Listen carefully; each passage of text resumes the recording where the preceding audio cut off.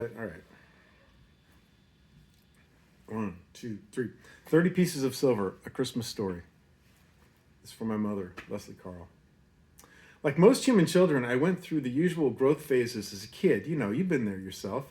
There's the personal, there's the physical, sprinkled hopefully with a smattering of nascent thoughts of ethics, morality, and what role, if any, those should play in the pie chart of the thing that we call ourselves. This is my pie chart from when I was 5, and you can see there that left for my mom took up the biggest, well, one of the biggest portions of the pie. And then Saturday morning cartoons. Okay, sorry, Mom. And then you got, Captain Kangaroo. You've got Mr. Rogers, who I preferred Captain Kangaroo. And then you got what I wrote up there, which is, what does that say? Anyways, my slice of morality and ethics was quite small. I think even smaller than probably most 5-year-olds, 4 or 5-year-olds. But be that as it may, I am who I am, right? Anyways, so as a kid, just starting to think about such lofty matters, I had to admit that the ethics and morality slices of my pie chart were very, very thin, right? Embarrassingly thin, if you ask me. But anyways, my earliest memory in which I can recall exhibiting any real moxy was about age 4. By then, I discovered something quite profound. I'd learned that if Mama's ancient Dodge Dart wouldn't cold start in the morning, which in California is admittedly pretty rare, or if she'd gotten home too late from her night job as a cocktail waitress at the bowling alley, and on that rare occasion she succumbed to exhaustion and overslept her alarm. But the next scenario is key. If she got anything, I know that she got anything spilled on her uniform before going to work in the morning to her meat wrapper's job, for example, milk, and for example, like say she's pouring it in my Cheerios in the morning, and I just happened to accidentally jump out from behind the pantry and say, boo! I learned that instead of Mama getting to the Dodge Dart to head off to God only knows where, because in all honesty, I mean, she told me that she worked at a supermarket, but who works at a supermarket comes home smelling like blood, fish, cigarettes? Who does that? B.O., sorry, Mom. That wasn't a supermarket. Maybe she was a clandestine CIA person. I don't know what she was doing. Anyways, when I saw Mama go to her room to change into dry clothes after the milk incident, I realized that if she got soaked before leaving for work, she'd have to stick around a little bit longer to change into a dry uniform and freshen up her makeup, re-aquanet her voluminous bouffant before going to her meat wrapper's job at the Lucky's. And so I have to admit that when Mama dropped me off at the ladies across the street, the woman whose house was a mirror image of our own 3-bedroom pastel stuccoed house, except ours was a tasteful baby blue pink and the babysitter's was a light teal.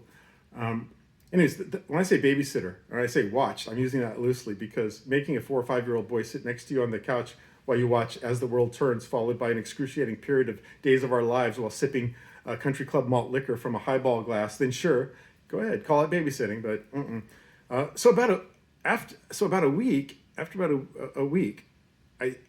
once time a week, I'd squirt Mama with the garden hose just as she was climbing into our not so trusty Dodge Dart, and she'd shoot me a look meant to convey anger. But Mama's face was such a terrible liar.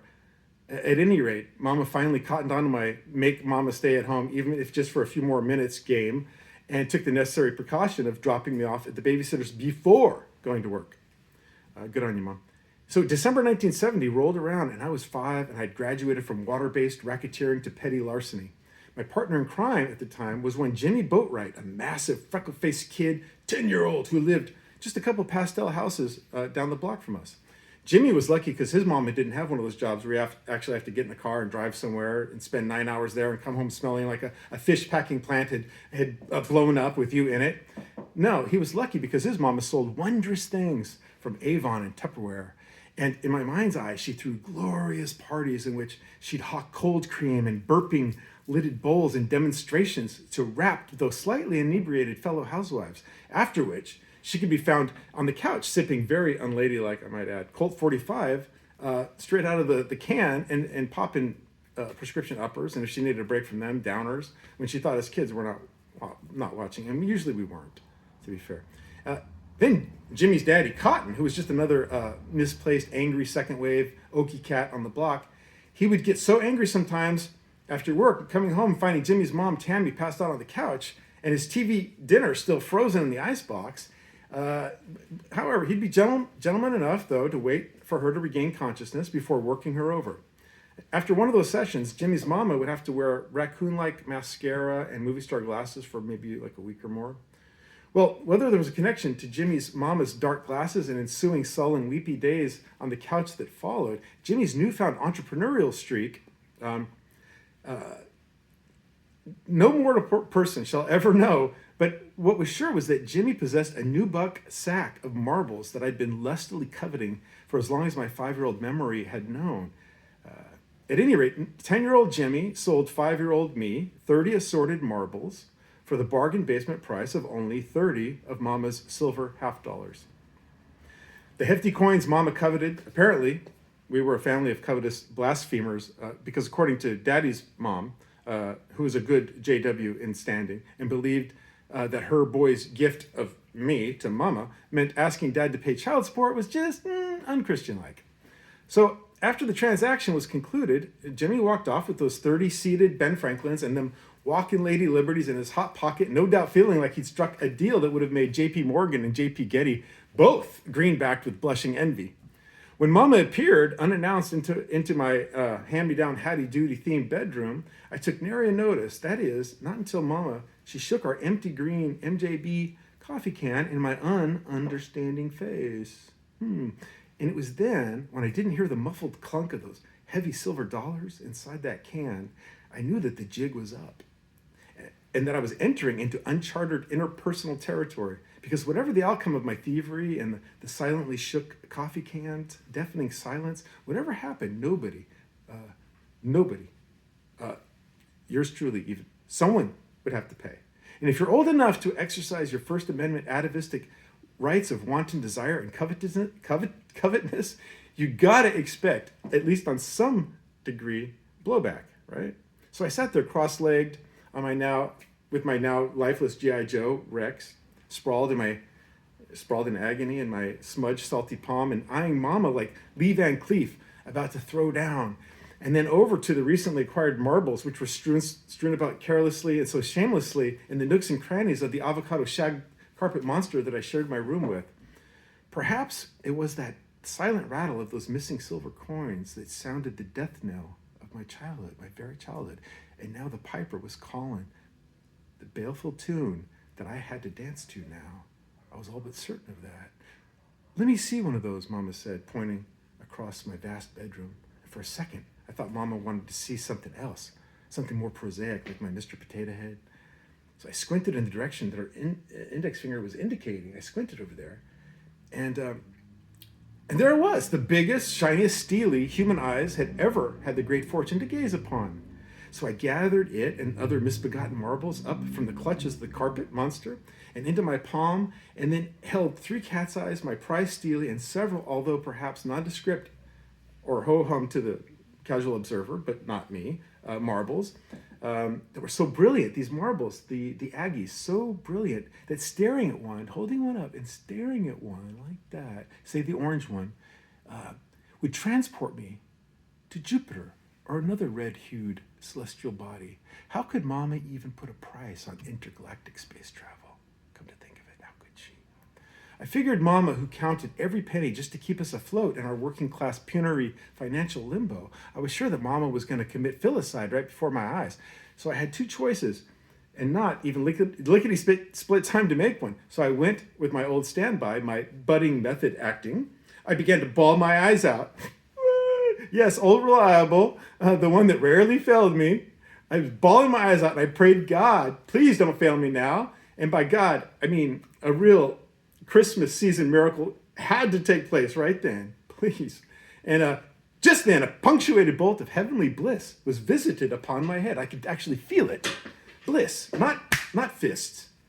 Mama said, as she studied my sacred steely, the marble that was now gripped in her calloused yet delicate hands which the Venus de Milo would have given her left foot for. Mama looked at me and said, I like this one best, son. I think you got a real bargain. She paused a couple of beatnik beats Mama sometimes wore black turtlenecks and would dance with me to her Fifth Dimension records in the living room. And then she followed up with the chastising portion, the kind of judgy portion of our parent-child confab, and she laid this on me. She said, promise me, son, please, promise me, that you'll ask me the next time you take money from our coffee can. Because remember this, what's mine is ours. What's mine is ours. Do you understand, son? I told her I did.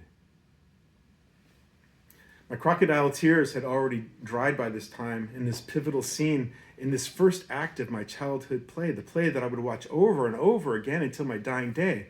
I looked at Mama in the eye for the first time that remarkable day, and I said, I do understand, Mama, I do. And I did. And you know how people who've known you the longest, parents, grandparents, siblings, sometimes during very important family gatherings, and perhaps after a couple cans of Bud or box wine, one of those people who knew you at your dorkiest, darkest, pimpliest, clumsiest, most embarrassing will speak just loud enough above the convivial holiday hubbub, like a best man at a wedding reception, clinking his salad fork on the water glass. My grandma Margaret, who always seemed to have it in for me for some reasons I'd never learned, would wait until everybody in our large extended family would find themselves in a rare conversational lull, and then say to nobody in particular, she'd say, Leslie, tell everybody the story about how Eric stole those 15 silver $half you were saving for Christmas that time. Sure, dutiful daughter Mama would then tell the story about gullible little old 5-year-old me trading 30 $half silver coins for 30 measly insignificant marbles. Okay, and I'd blush as if on cue and look at all my cousins, my aunts, my uncles, everybody gathered around listening. I'd look at everyone and then suddenly be transported back to that petty larceny-prone child that I was. And then I'd return all of a sudden to the people I loved most, had the deepest, most familial, indeed ancestral bonds with. And I would look at each and every one of them, all of these people assembled who I loved on these sacred days. And as if I were performing something, I would give them this look like that, like, I was a little stinker, huh? Yeah, Mom. And maybe, Mom, you know what? Maybe a part of me still is. Tee-hee-hee. Merry Christmas, everybody! Something like that. And the part of the story that my mother never told the family, never, but the part that I'd find out from an old butcher friend of Mom's named Don, was that Mama was going to buy me what I'd asked a Wonder World Shopping Center Santa for. My first choice was a big wheel. I didn't think I was going to get that. My second choice, I knew I was going to get, it was a pair of $20 roller skates with the boot. You know, the kind with the boot, not the strap-on kind you put on the bottom of your sneakers, but the boot with with that big old red knobby rubber thing attached to the underside of the toe. I wanted those so bad. So Santa, he ho-hoed at my rather grandiose request while I was sitting on his lap there, and looked at Mama and then at me, and he pulled that whole, you've been a good boy all year, you've been a good boy, right? I glanced over at Mama to see if she was paying attention, and she always was, by God. I hated lying to or in front of Mama. But I knew if you were going to score something you thought your life depended on, no, something you knew your eternal happiness depended on, then could you really call it lying at all? 5-year-old me didn't think so. Yeah, I've been pretty good, sir, pretty good. Mm-hmm. Then I shot a quick peep at Mom, who was standing with the other adults looking on. And dear Mama, she seemed to be hanging on every sinful word I said. So I had to whisper, ventriloquist-like, to Santa, I've been real good, okay? Don't listen to what anybody else says, all right? The mall Santa then looked at me as if for the first time. So I in turn looked at him, and when I did, I saw a smile break out under the spirit gum and white pillow stuffing that was meant to represent St. Nick's beard. And I heard him whisper back to me, I believe you, kid. Coincidentally enough, the reason I'm able today to remember my mom's friend, Don the Butcher, had inadvertently confided to me over 4 decades ago was because of what he said on that day, and the fact that it was my 16th birthday that he told me That glorious day, I got my driver's license. And Don had showed up with a six-pack to celebrate with me. What Don said, that lovely man said, he said that those silver pieces Mama had been setting aside from her waitress tips from the bowling alley, and that it had been just enough money for her to purchase the wheeled toys that I'd negotiated Santa Claus for, my big wheel and my roller skates.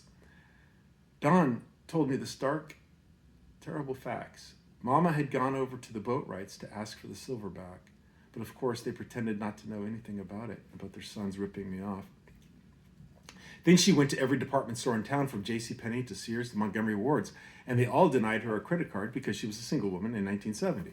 And it wouldn't be until 1974, 4 years later, when Congress would pass the Equal Credit Opportunity Act, that women, like Mama, could apply for and be approved for credit cards.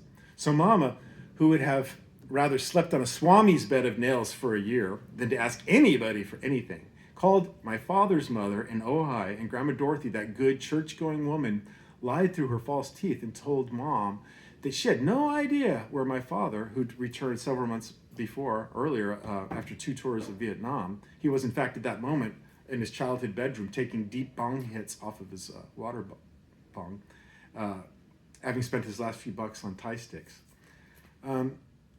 So Don, how did she get the money to buy my gifts? I asked Don the butcher, who's there, standing there with my six-pack that we hadn't touched yet. And Don looked at me in the eye, and then he looked down at his boots, which were flecked with sawdust and congealed bits of meat, and said in such a loud, non-something voice that I wished I'd never had to unhear again. He said, "I don't know, Eric. I really don't."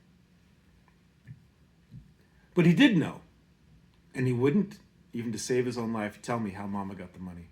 He didn't have to.